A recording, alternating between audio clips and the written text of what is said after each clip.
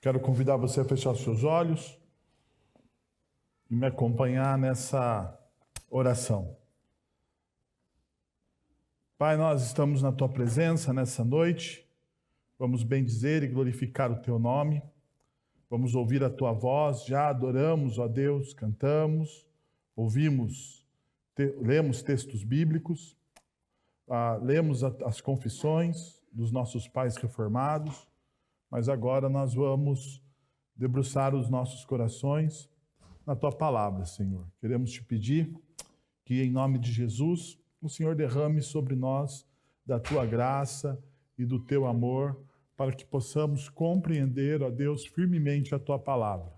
É assim que nós oramos, em nome daquele a quem servimos e amamos. Amém. Muito bem, meus irmãos. Como vocês sabem, nós estamos chegando aos finalmente do Evangelho de Marcos, e hoje pela manhã nós começamos a trabalhar o final do capítulo de número 14. Então, gostaria de convidá-lo a abrir aí a sua Bíblia ou acompanhar a projeção na leitura de 14 a partir do verso de número 53. Eu sei, se você esteve aí hoje pela manhã, fique tranquilo, eu não vou pregar de novo todo o texto que eu preguei pela manhã. Mas a gente precisa dar o contexto do texto que a gente vai continuar pregando hoje à noite. Então, a partir do verso de número 53, diz assim: levaram Jesus ao sumo sacerdote, então se reuniram todos os chefes dos sacerdotes, os líderes religiosos e os mestres da lei. Pedro seguia de longe até o pátio do sumo sacerdote. Sentando-se ali com os guardas, esquentava-se junto ao fogo. Os chefes dos sacerdotes e todo o sinédrio estavam procurando depoimentos contra Jesus para que pudessem condená-lo à morte, mas não encontravam nenhum. Muitos testemunharam falsamente contra ele, mas as declarações deles não eram coerentes.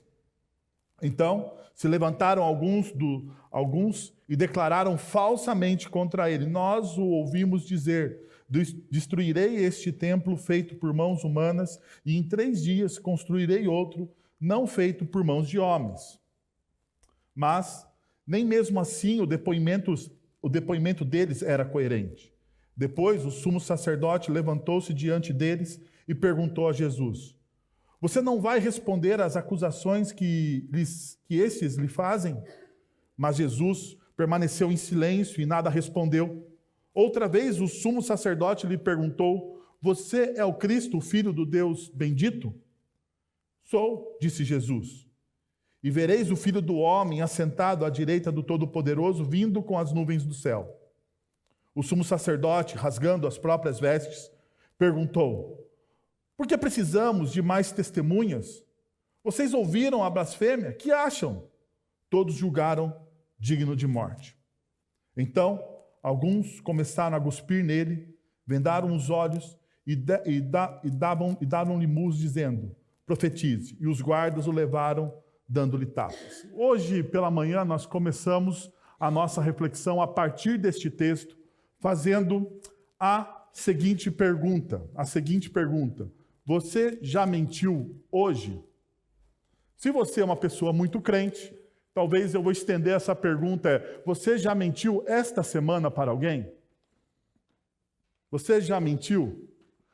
Ou será que a verdade, para nós, na nossa cultura pós-moderna, é algo moldado conforme nossas conveniências diárias? Ou seja, a verdade é relativa. Depende de quem fala, depende da situação, depende do momento. Será que a verdade ela é um conceito absoluto?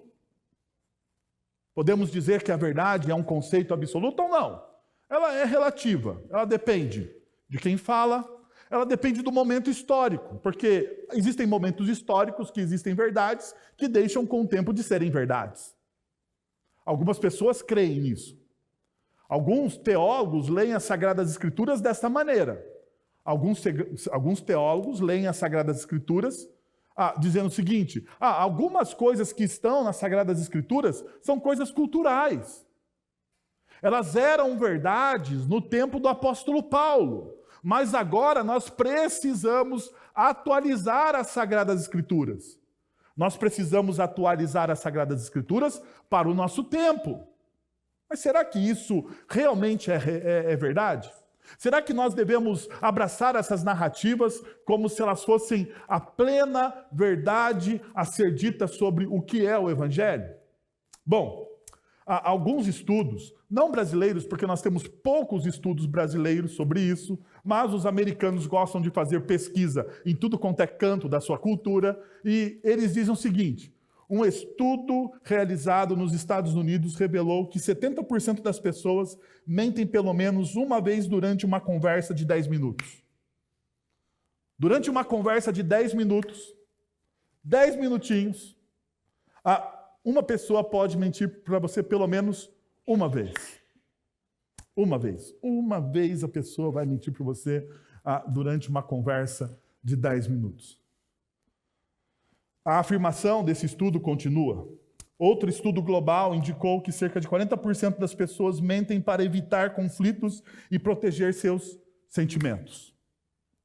As pessoas mentem para evitar conflitos e proteger os seus sentimentos. Então, diante disso, nós chegamos à pergunta. E tem um livro, inclusive, que fala sobre isso. Por que as pessoas mentem?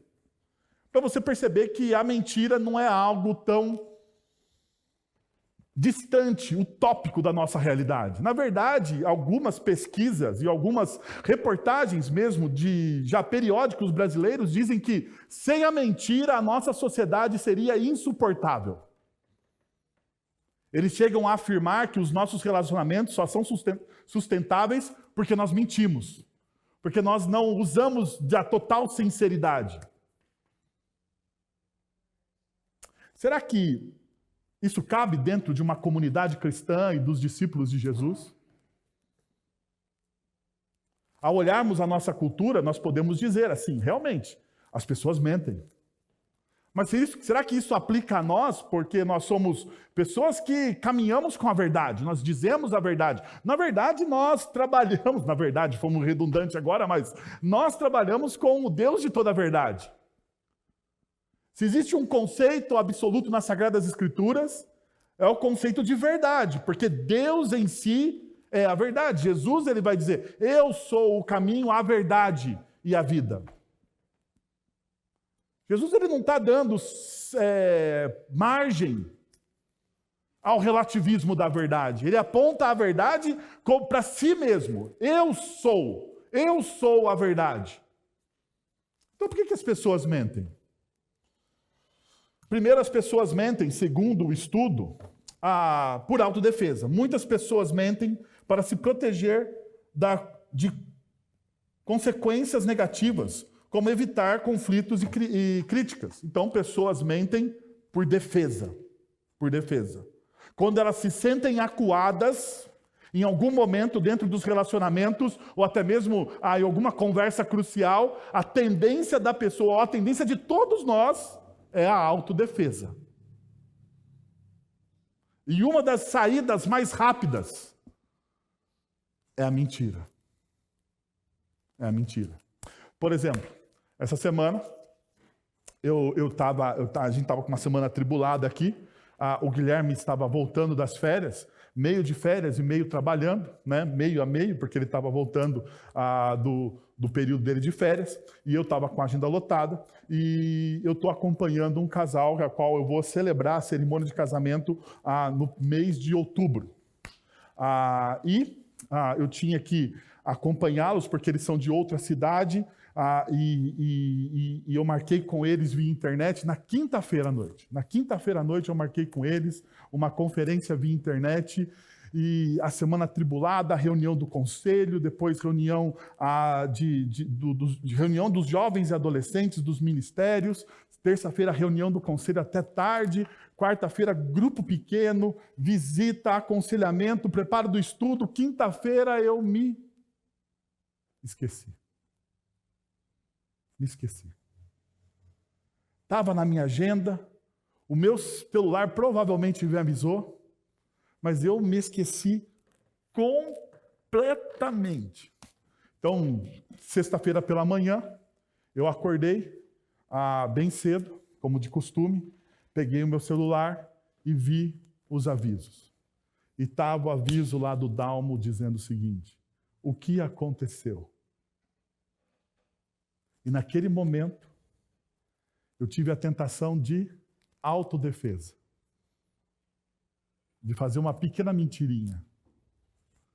Ô, Dalma, minha filha passou mal, eu não consegui, levei ela para o hospital, fiz alguma coisa.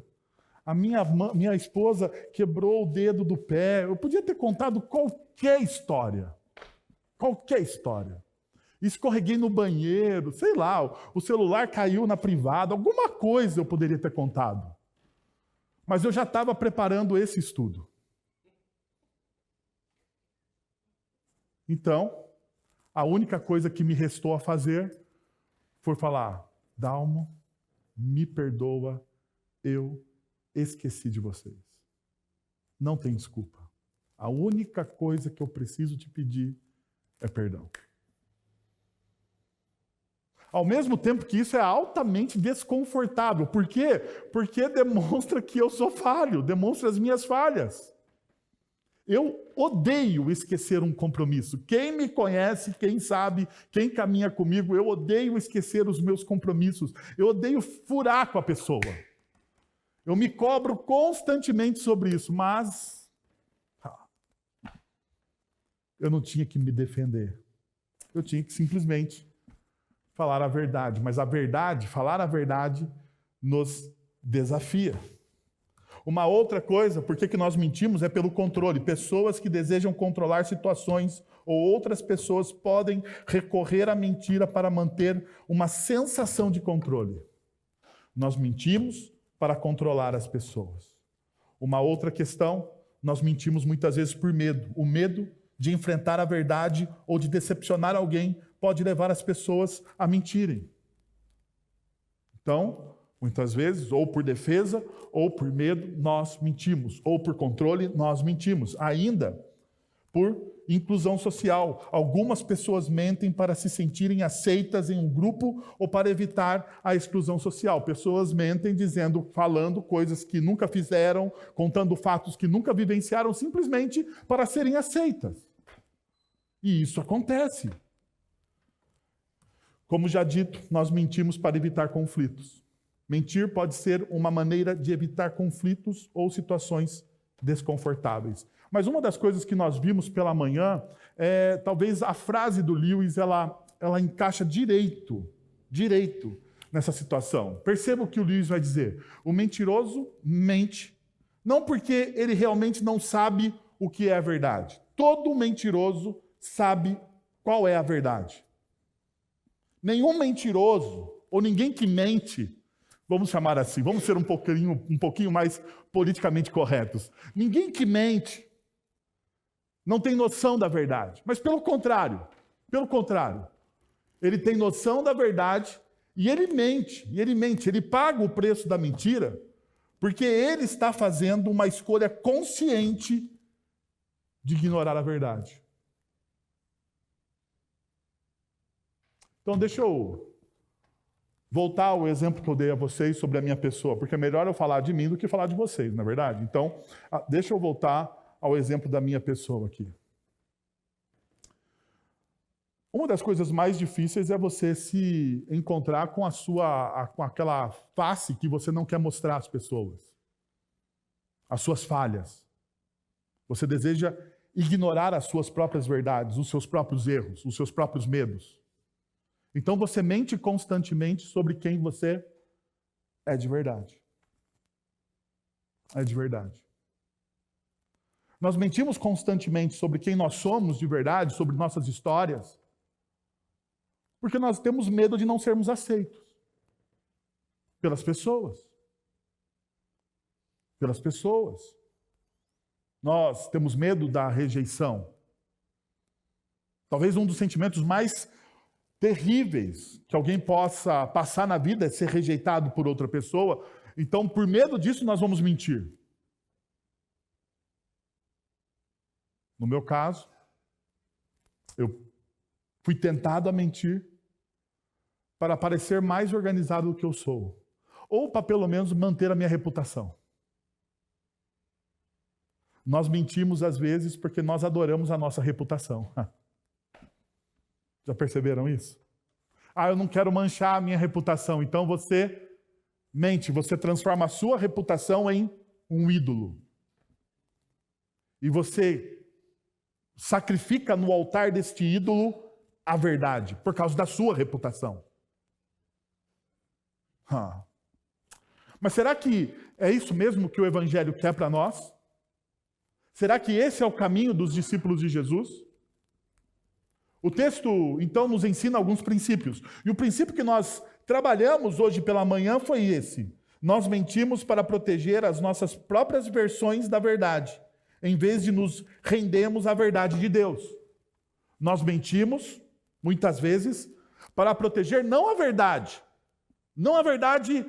deixa eu ser redundante com vocês aqui, a verdade verdadeira, mas para protegermos a nossa versão, aquilo que eu creio ser a verdade. Então nós manipulamos situações, nós mentimos, e nós aqui pela manhã vimos que a mentira afeta um dos mandamentos direto do decálogo no Antigo Testamento, que é: não terás ou não levantarás falso testemunho contra o teu próximo. Não levantarás falso testemunho contra o teu próximo. E de duas maneiras nós levantamos falso testemunho contra o nosso próximo. Primeiro, difamando a pessoa de maneira caluniosa. A calúnia é quando você finge ou forja mentiras sobre o caráter da pessoa baseado nos seus achismos, não em fatos reais. Então, aquilo que você acha da pessoa, o que você tem da impressão da pessoa. Aqui está um problema grave, meus irmãos. Porque a nossa cultura diz que a primeira impressão é a que fica. Não é mesmo? Mas nem sempre a primeira impressão que nós temos de alguém é a verdade sobre aquela pessoa. E muitas vezes, então, a partir da nossa primeira impressão, dos nossos achismos, nós forjamos, nós rotulamos aquela pessoa e nós levantamos um falso testemunho sobre ela. Calúnia. Mas uma outra forma de você fazer a mesma coisa é você lançar desconfiança sobre o caráter da pessoa. Você olha para aquela pessoa, ao qual você talvez não tenha uma boa impressão, e você lança aquele famoso será? Será? Será que ele é tudo isso mesmo que ele diz ser? E daí você lança uma pulga, uma desconfiança, de maneira leviana, dolosa, sobre o caráter de alguém. Você quebra a integridade da pessoa. Duas formas ao qual muitas vezes nós recorremos dentro dos nossos relacionamentos. Hoje pela manhã, nós vimos que o Evangelho nos incita a lidarmos não com as nossas verdades, mas com a verdade de Deus. Duas realidades, então, nós tiramos, ou duas lições nós tiramos disso. Submeta-se à verdade de Deus, mesmo quando ela expõe sua fraqueza. Porque só na rendição à verdade divina você encontrará a verdadeira liberdade. Então você precisa se submeter à verdade de Deus, mesmo quando ela expõe a sua fraqueza. Mesmo quando é doloroso, mesmo que mostre que você não é tão organizado como você pensa, tão íntegro como você pensa, tão honesto como você pensa, tão bondoso como você pensa. Você se submete à verdade de Deus e essa verdade de Deus vai libertar você. Ainda, uma outra realidade que nós vimos hoje pela manhã é a seguinte: renda-se à verdade de Deus em vez de defender a sua versão. Porque a verdade dele é a única que liberta e transforma. Renda-se à verdade de Deus ao invés de defender a sua versão da verdade. Quantas vezes nós arrumamos briga aqui por causa das nossas versões de verdades? quando o que importa é aquilo que Deus diz a respeito de nós e não aquilo que nós achamos a respeito de nós. E hoje pela manhã nós trabalhamos isso. O que Deus diz a respeito de cada um de nós aqui? Eu sei, talvez você tenha uma impressão sobre cada um aqui, assim como eu, pecador, tenho uma impressão sobre vocês. Mas essa impressão que eu tenho sobre vocês, essa imagem que eu crio no meu coração sobre vocês, ela é falha. E ela é falha por uma única coisa. Eu não sondo, eu não tenho o poder de saber o que você está pensando. Eu não estou com você e eu não conheço a sua história de maneira íntegra. Somente Deus que sonda o seu coração, porque é isso que o salmista me ensina, que Deus sonda e conhece o meu coração. Somente este Deus que sonda e conhece o meu coração, Ele sabe qual é a minha história. E o que Deus diz a respeito de nós aqui? Que todos nós aqui, apesar dos nossos pecados, apesar das nossas falhas, somos filhos amados de Deus. Você queira ou não queira, você goste ou não, você vire a cara para alguém ou não vire a cara para essa pessoa, todos aqui, Cristo Jesus morreu na cruz por cada um de vocês. E é isso que importa, é isso que nos une.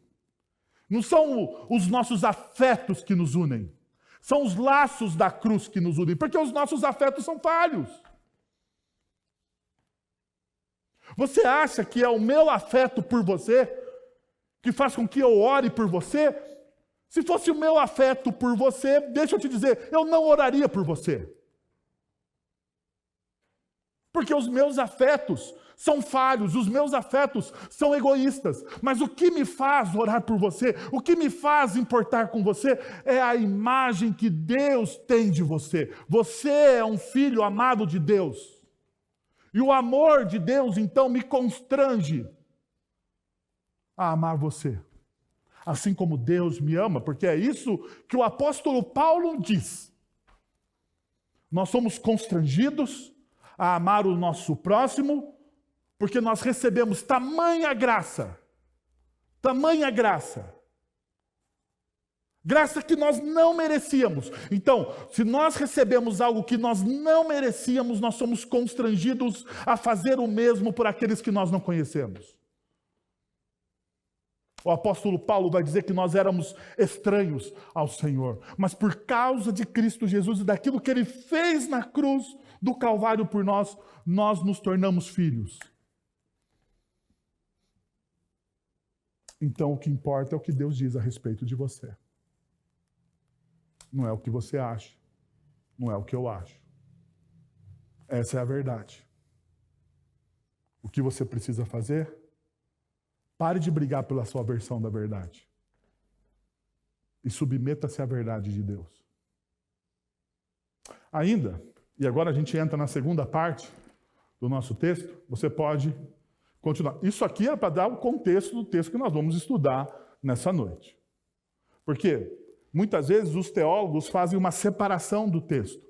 Mas se você percebe o que Marcos está narrando, Marcos começa o texto no versículo de número 53, 54 e 55, ele já diz que Pedro seguia Jesus de longe.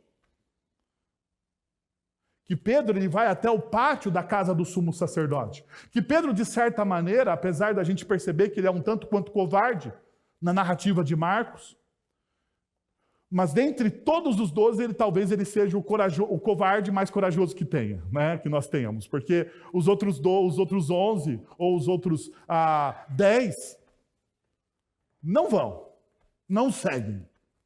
Somente Pedro vai até o pátio da casa do sumo sacerdote. Então você pode acompanhar, continuando a leitura, a partir do verso de número 66, que diz: Estando Pedro embaixo, no pátio, uma das criadas do sumo sacerdote passou por ali. Vendo Pedro aquecer-se, olhou para ele e disse: Você também estava com Jesus, o Nazareno? Contudo, ele o negou, dizendo: Não conheço, nem sei do que você está falando. E saiu para o alpendre. Quando a criada o viu lá, disse novamente aos que estavam por perto: esse aí é um deles. De novo ele negou. Pouco tempo depois, os que estavam sentados ali perto disseram a Pedro: ah, certamente você é um deles. Você é galileu. Ele começou a se amaldiçoar e a jurar: não conheço o homem de quem vocês estão falando. E logo o galo cantou pela segunda vez. Então Pedro se lembrou da palavra que Jesus lhe tinha dito: antes que 2 vezes cante o galo, você me negará 3 vezes. E pôs-se a chorar. O contexto do texto que nós estamos estudando continua no falso testemunho. Pedro, ele é então inquirido agora. Nós mudamos de cenário.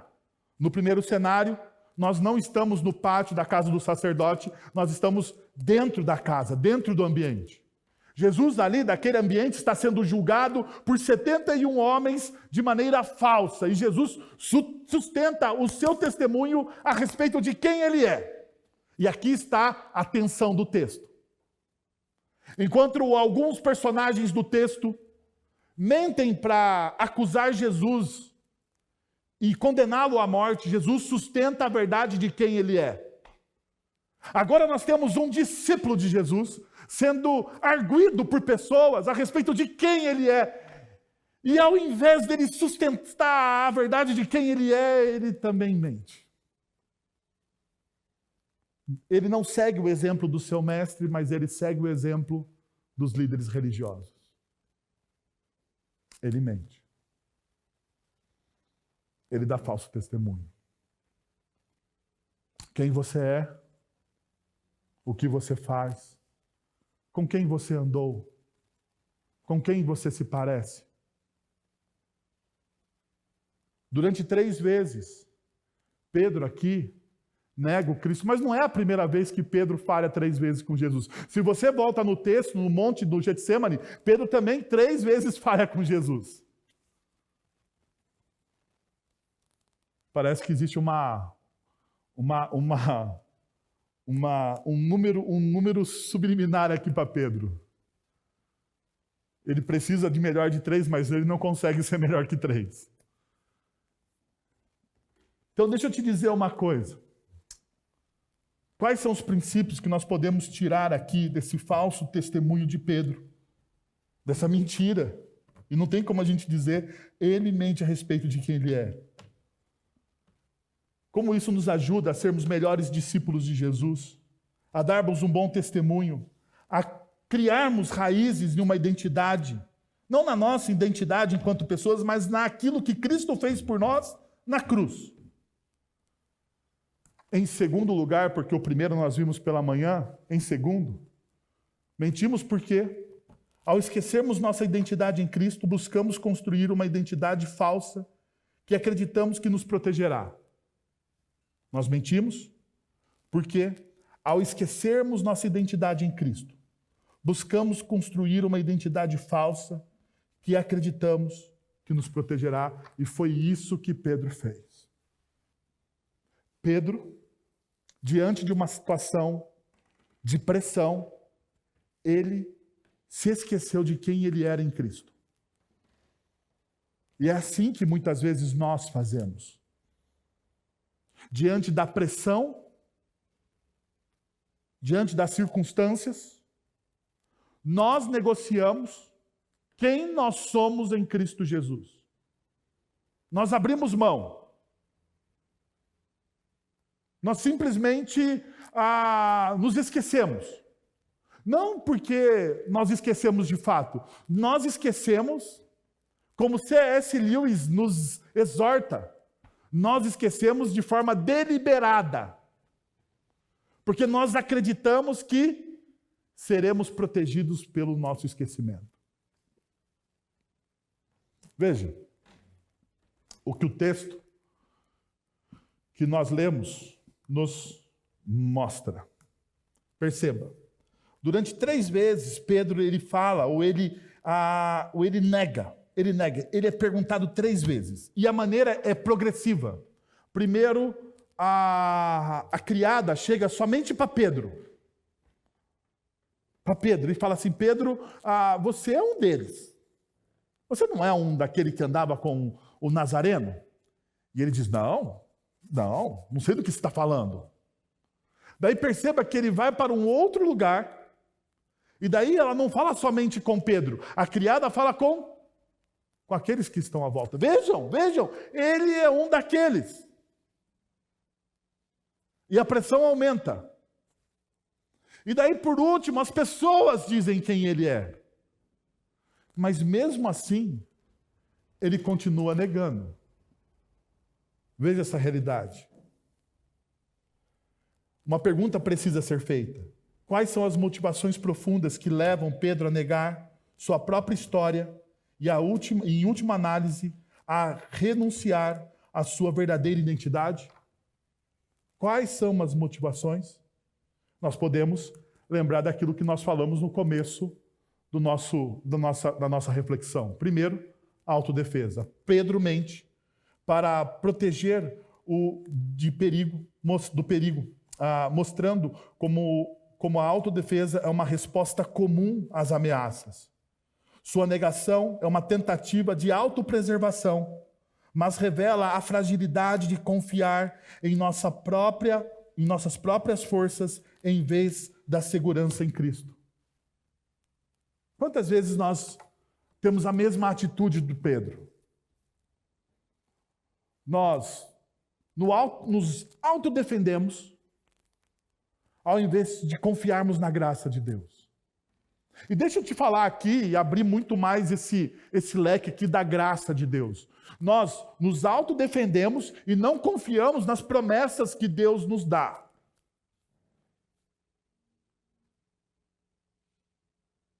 Nós preferimos muitas vezes, num instinto de autodefesa, resolver os nossos problemas à nossa maneira, à nossa forma.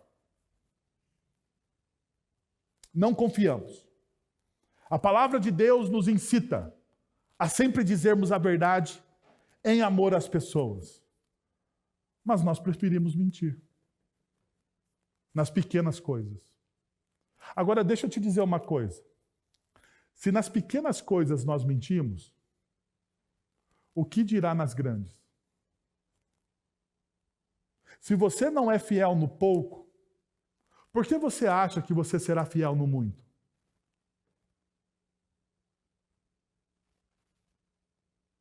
Se nós não conseguimos dizer a verdade em amor a algumas pessoas que nos cercam, simplesmente por autodefesa, se nós não conseguimos assumirmos os nossos erros, simplesmente por autodefesa, por que se você acha que nas grandes coisas, nos grandes desafios da sua vida, você continuará sendo honesto? A A.W. Tozer escreve um livro, um opúsculo, um pequeno livro, que é quase um panfleto. 5 votos para conquistar poder espiritual. E percebam, não é um livro pentecostal, tá? Antes de qualquer coisa. 5 votos para conquistar poder espiritual. Ele fala sobre integridade. A A.W. Tozer, então, ele fala que um dos votos é: nunca se defenda. Um dos 5 votos para você conquistar poder espiritual, para você crescer espiritualmente na sua vida, é: nunca se defenda. Assuma as responsabilidades. Trocando em miúdos, assuma o BO da sua vida. Se você fez algo de errado, que ofendeu alguém, assuma que você fez algo de errado que ofendeu alguém. Não busque subterfúgios. Não busque desculpas. Não busque desculpas externas e internas.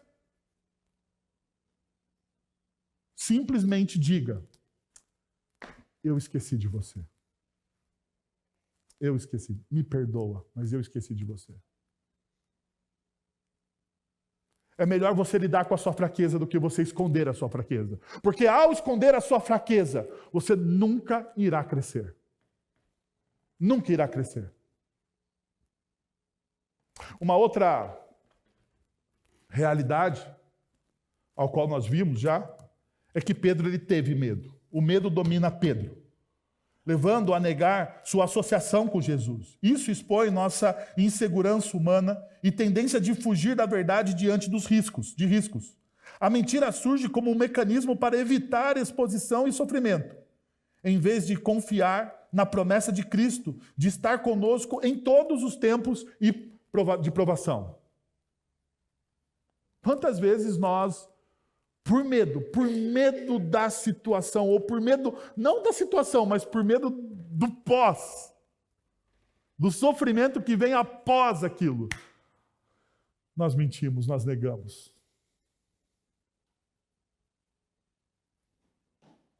Uma outra realidade que nós precisamos pensar, evitar conflitos. A mentira de Pedro é uma tendência de evitar conflitos e situações desconfortáveis em vez de enfrentar a realidade de ser associado a Jesus. Pedro mente para manter a paz aparente. Isso destaca a nossa tendência de evitar confrontos, enquanto o Evangelho nos chama a uma verdade que muitas vezes desafia essa vontade. O texto diz, e você talvez não prestou atenção, Pedro estava no pátio junto a quem? Junto aos soldados.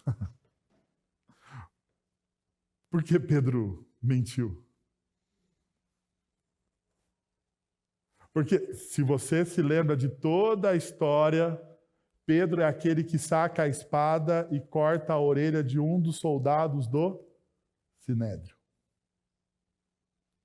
Pedro está agora na fogueira com quem? Com os soldados.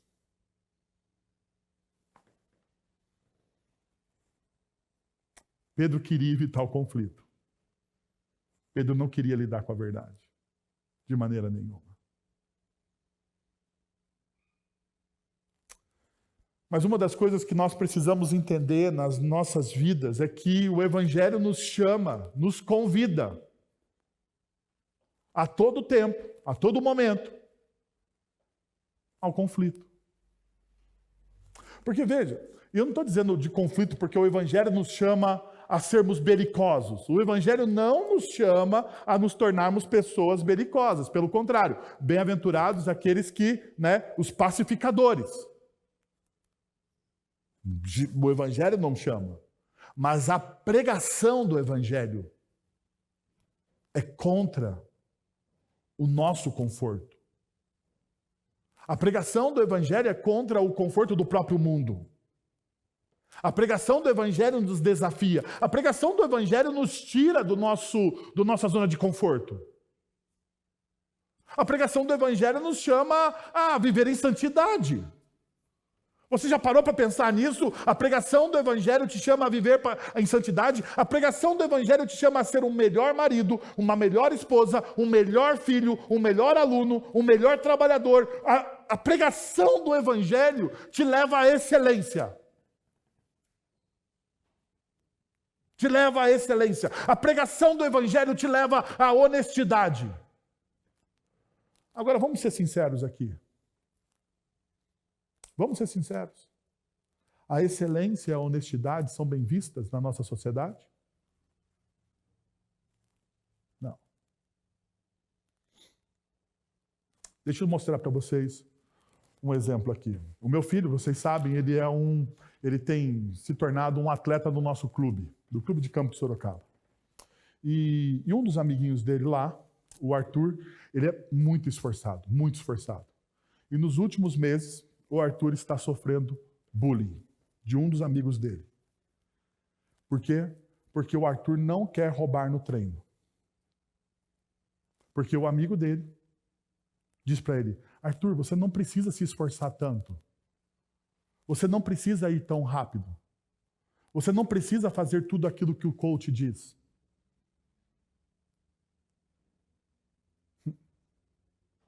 Eu estou falando de uma criança de 10 anos. E o Arthur, que cresce em uma casa onde tem a cosmovisão do Evangelho, diz: tudo o que nós fazemos para a glória de Deus. Então, tudo que nós fazemos de maneira excelente. Porque quando nós fazemos de maneira excelente, Deus está sendo o quê? Glorificado. Porque quando o Arthur nada de maneira excelente, Deus está sendo glorificado, Deus está sendo louvado. É isso que nós cremos como reformados. Então, perceba, sem pregar, sem falar, mas simplesmente por viver o Evangelho da forma como nós cremos, nós seremos perseguidos. E muitas vezes nós não vivemos o Evangelho de maneira íntegra, porque nós não queremos problema para nossas vidas. Mas deixa eu te dizer, você foi convocado, chamado a viver de maneira diferente, então você vai ter problemas.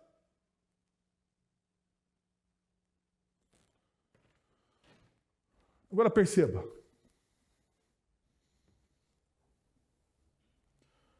Talvez uma das últimas coisas porque Pedro mente é por causa da necessidade de aceitação. Pedro também mente por necessidade de aceitação. Ele teme ser rejeitado ou julgado por sua associação com Jesus. Essa necessidade de aprovação dos outros revela nossa vulnerabilidade e dificuldade de manter nossa fé e integridade diante da pressão social. Pedro talvez olhou para aquele momento ali, ele se viu sozinho como um discípulo de Jesus. Sozinho como um discípulo de Jesus, diante de pessoas que acreditavam naquilo que o Sinédrio pregava. O que você faz quando você está sozinho, então? O que você faz quando você é o único discípulo de Jesus? Porque, veja, é muito fácil nós estarmos aqui hoje, levantarmos nossas mãos, adorarmos o Senhor, dizermos com todo o pulmão de que nós amamos a Jesus. Mas e na segunda-feira, quando você vai ao local de trabalho, ao local onde as pessoas são indiferentes à fé cristã, e você é convidado pelo Evangelho a ser diferente?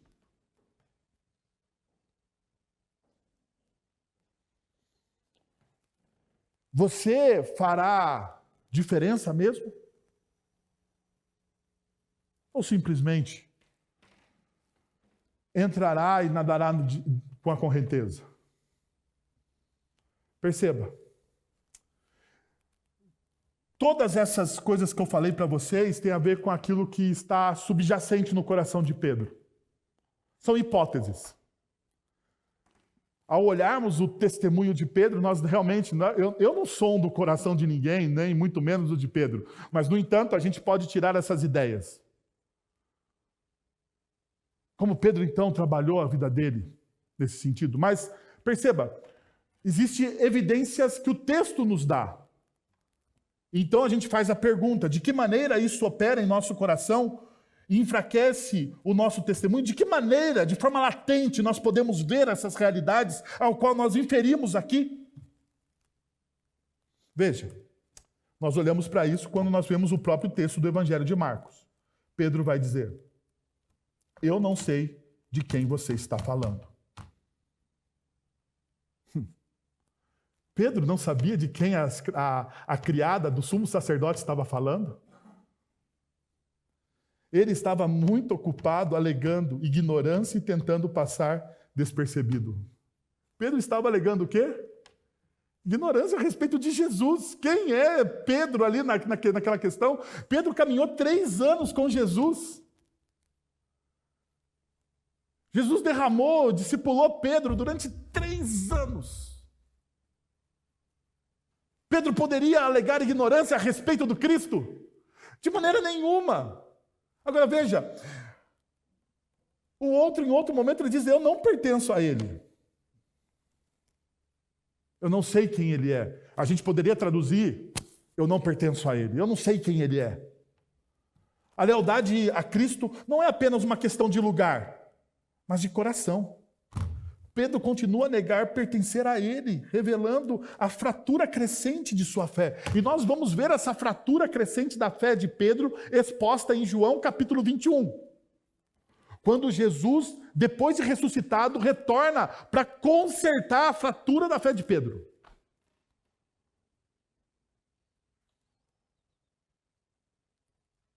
Em João capítulo 21, Pedro e alguns dos discípulos dizem: vamos pescar. Não é isso que está lá no texto? A pergunta é: por que eles vão pescar se eles são discípulos? Porque a fratura crescente no coração e na fé de Pedro, por causa da sua negação, das suas falhas, levam ele a desistir da fé. Eu não sou digno, Senhor. Eu não sou digno. E quantas vezes nós também não pensamos dessa maneira?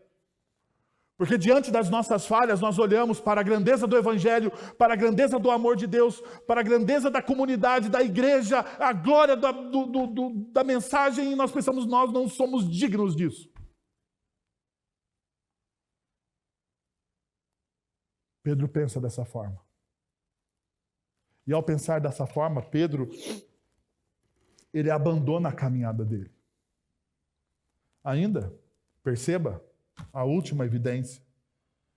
Eu nem mesmo o conheço. A ideia de eu nem mesmo o conheço é como se fosse indiferente.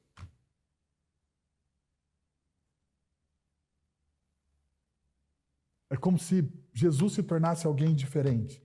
Sob a pressão, Pedro arrocha, se desintegra. Ele nega a Cristo quando deveria proclamá-lo, distanciando-se daquele que prometeu seguir até o fim. Pedro foi aquele que chegou para Jesus e disse, mesmo que todos o neguem, mesmo que todos o fujam, eu estarei com você.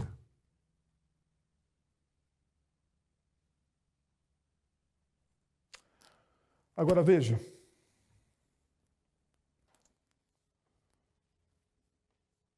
qual é a consequência final disso nas nossas vidas? A consequência final está aqui. Quando a mentira se apodera do nosso coração, ela distorce nossa percepção da nossa própria história e começamos a perder o respeito por nós mesmos. Veja o que acontece no final. Versículo 71.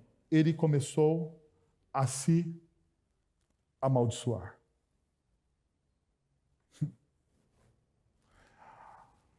A palavra aqui no grego quer dizer exatamente isso. Destinado à destruição, condenado à ruína. Pedro, ele começa a amaldiçoar-se, dizendo, eu estou destinado à destruição, eu estou condenado à ruína. Ele perdeu respeito por aquilo que Jesus fez na história dele.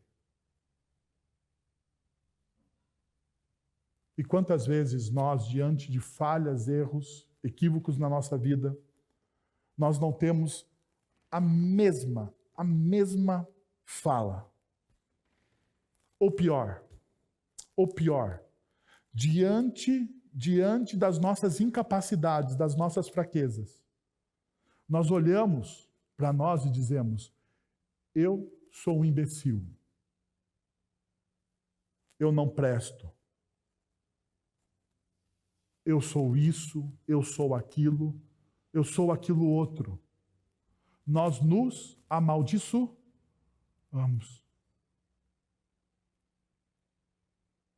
Então nós desrespeitamos tudo aquilo que Deus fez em nós e por nós naquela cruz. Então perceba essa realidade. Mesmo diante dos nossos medos e sentimentos de rejeição e apesar das nossas falhas, não veja a sua história como algo descartável. Enxergue-a como a obra que Deus está cuidadosamente moldando e aperfeiçoando. Não olhe a sua história, apesar dos seus erros, das suas falhas, das suas limitações, como algo que é uma mentira, porque não é. Deus te trouxe até aqui. Deus te trouxe até aqui, Deus fez você exatamente como você é. Com essas imperfeições. E talvez essas imperfeições te levem a depender mais dele. E se você ainda não depende mais de Deus por causa das suas imperfeições, então este é o convite que o Evangelho faz hoje a você. Dependa mais de Deus por causa das suas imperfeições, das suas falhas. Abrace esse Evangelho de maneira integral. Mas não descarte a sua história. Não descarte a sua história, porque a sua história, a minha história, são histórias de redenção. São histórias lindas. São histórias que devem ser contadas e testemunhadas a outras pessoas que precisam ouvir do Evangelho através das nossas vidas. Quero então desafiar você nessa noite a 2 movimentos. Primeiro, redescubra quem você é em Cristo por meio da sua palavra e de cada promessa que Ele tem para você, para que a verdade seja o alicerce da sua vida e não a mentira. Eu e você construímos algumas mentiras que precisam ser destruídas pela verdade de Deus.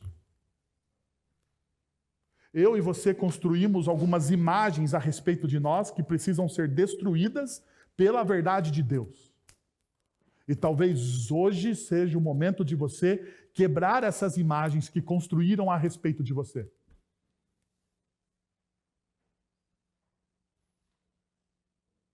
Que talvez você não consiga, que você não seja capaz. Quebre isso e se liberte disso. Não porque você tem algo em você, não, mas porque você tem a Cristo, aquele que conquistou todas as coisas na cruz do Calvário por você.